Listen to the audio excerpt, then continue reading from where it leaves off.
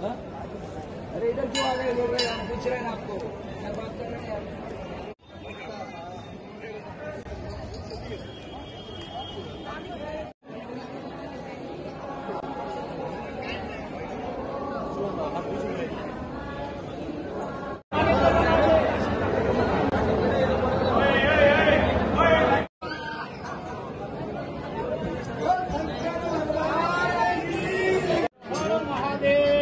आज 5वा आणि शेवटचा श्रावणी सोमवार आहे।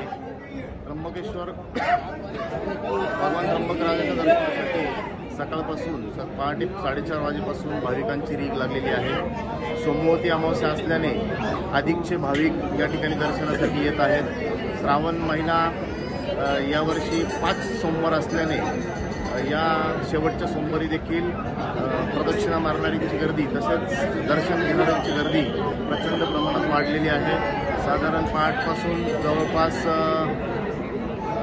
30 ते 40 हजार भाविक त्र्यंबकेश्वरमध्ये दाखल झालेले आहेत। अतिशय शांततेने सर्व व्यवस्था देवस्थान ट्रस्टच्या मार्फत करत आहे।